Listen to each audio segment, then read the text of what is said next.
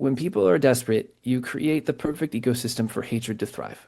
You create the perfect society where division can breed. And we haven't done enough as a party to address that. And we haven't done enough as a party to say, I see you in places that feel unseen. We Yeah. haven't done enough to say, I have your back, whether you're working class or a person of color. Like, what have we really delivered for them? Hmm. And so I don't really blame people.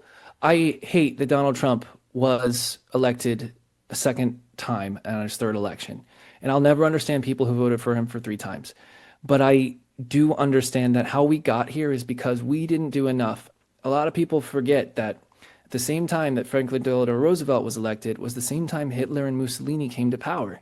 And Hmm. he knew if he didn't do something that showed that the government is supposed to work for the people and that comes through our economy and our dignity, then we're going to slip into fascism. We're going to become just like what's going on in Germany and Italy. That's why it's so important we did that.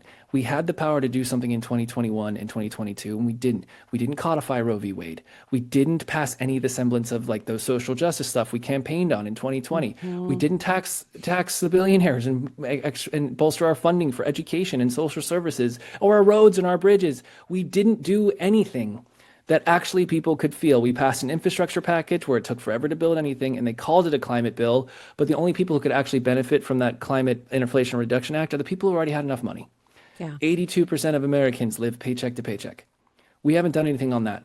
And so, of course, when you have that, people aren't going to say, man, I wonder what's going on in the news today, because they Hmm. don't feel seen. They don't Yeah. feel seen anymore. So do I blame them for falling for mailers like this? Absolutely not. And it's a failure. It is an absolute something the GOP should and the people who back them should be ashamed of, but it's also something that I consider a failure of our party, the Democrats, the people I voted for my entire life. You have to do something. You have to do something, and you have to make it quick and reasonable and something that people can feel. And if we don't, tactics like this are going to work over and over again. But if we make things better for people in their everyday lives and show them without a doubt that we have their back, then they're not going to fall for it. But until we do that, until we give them something to believe in again, not just saying we're not Donald Trump, then maybe we'll win in 2028. But I Yeah. don't think we'll win in 2032. We're in this Right. endless cycle until we break the wheel. The way we break the I wheel is by agree. believing in people again. I agree. And I think progressives have the ability to break that cycle, honestly.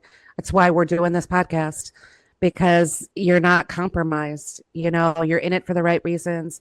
You're not owned by lobbyists or corporate PACs or foreign interests. And if, you know, And if we save it, I'm giving YouTube full credit and Lance behind the right, camera. It's all you guys. exactly. So sweet. But truly, I mean, progressive policies will benefit real Americans, those 85% living paycheck to paycheck. You just need an opportunity to prove that. I think once once the policies make their way to everyday Americans, if that could happen, right? If we have this progressive wave, Republicans don't stand a chance to win anything ever again. Yeah. That's the truth. Yeah. And if I can be self-serving for a second, here's the Mhm. deal. It is means so much that you platform us, the grassroots candidates.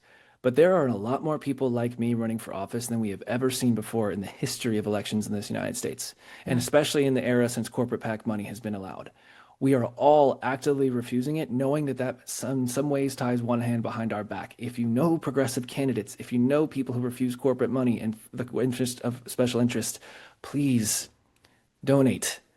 Mhm. Donate a little bit, or if you can't donate, then volunteer, and if you can't volunteer, then just share our stuff online and help grow these things, because people just want a fair shot in this country. But if we Yeah. keep electing the same type of politician and we don't get a new generation of leaders and a new class of politician, then things are just going to stay the same. That's why I want to address the dumb rules of politics. That's why I call myself a reformist, is because if we don't address those underlying issues, we're just going to get another Trump or another MAGA acolyte, and we are not going to be the party I think we can be.